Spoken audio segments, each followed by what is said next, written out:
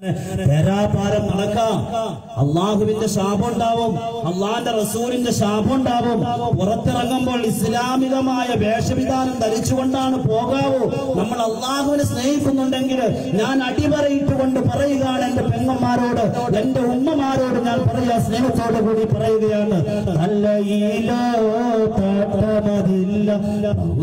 തുണിയതു അളവതുമില്ല പടച്ചോനെ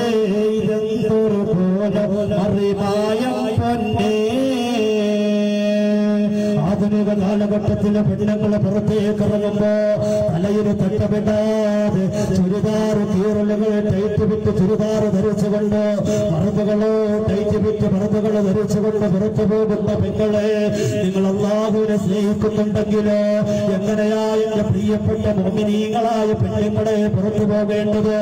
അല്ലാഹുവിനെ വഴിപ്പെട്ടുകൊണ്ട് ജീവിക്കുന്ന ഒരു പെണ്ണിനോ, അല്ലാഹുവിനെ പേടിക്കുന്ന ഒരു പെണ്ണിനോ അനിസ്ലാമികമായ വേഷവിധാനം ധരിച്ചുകൊണ്ട് നടക്കാൻ കഴിയില്ല. കാരണം അല്ലാഹുവിന്റെ റസൂൽ പറയുകയാണ്, ആസിയാത്തുൻ നാരിയാത്തുൻ മുമീനാത്തുൻ മായിലാത്തുൻ റൂസുഹുന്നാ കാസിമത്തുൽ ബുഖത്തുൽ മായിലാ യദ്ഖുലുൽ ജന്നത വലാ യജിദുന റിഹാ വഇന്ന റിഹാ ലയൂജദു വസീറത ഖദാ വഖദാ.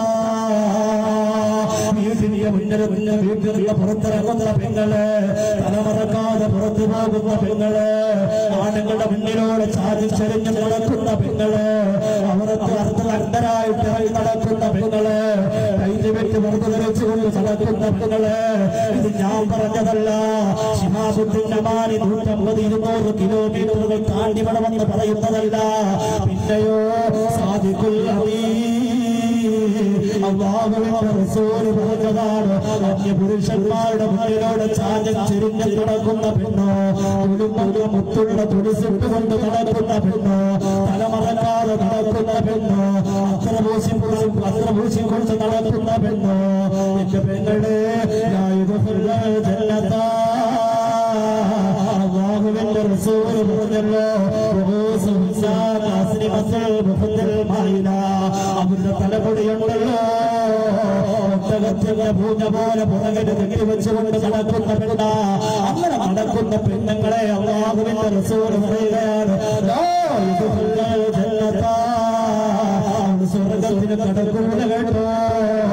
അല്ലാഹുവിന്റെ റസൂൽ പറഞ്ഞതായ പ്രിയപ്പെട്ട പെണ്ണുങ്ങളെ, മാറാൻ മനസ്സുണ്ടെങ്കിൽ മാറിക്കോ, മനസ്സുണ്ടെങ്കിൽ മാറിക്കോ. ശിഹാബുദ്ദീൻ അമാനി പറഞ്ഞിട്ട് മാറണ്ട.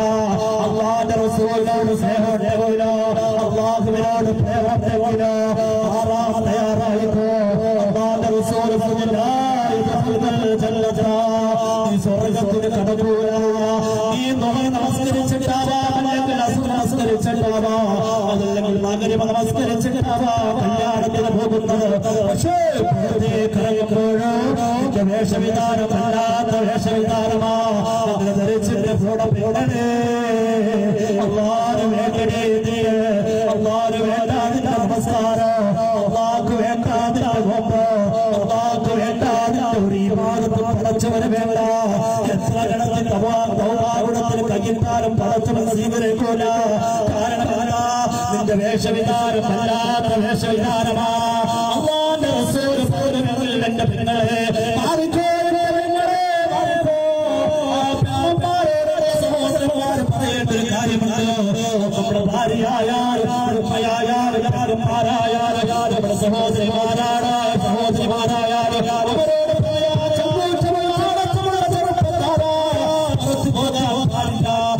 പുറത്തു പോകാൻ പാടില്ല എന്ന് പറയാതെ കൊണ്ട് കഴിയണം. അങ്ങനെ ഒരു ഇസ്ലാമികമായിട്ട് മാറാൻ കഴിയണം. അങ്ങനെ മാറിയാൽ മാത്രമാണ് പടച്ചവനോട് സ്നേഹിക്കാൻ കഴിയുള്ളൂ. സ്നേഹിച്ചാൽ മാത്രമാണ് അല്ലാഹുവിന്റെ മുന്നിൽ രക്ഷപ്പെടാൻ കഴിയുള്ളൂ. അതുകൊണ്ട് പ്രിയപ്പെട്ടവരെ സ്നേഹിക്കുക.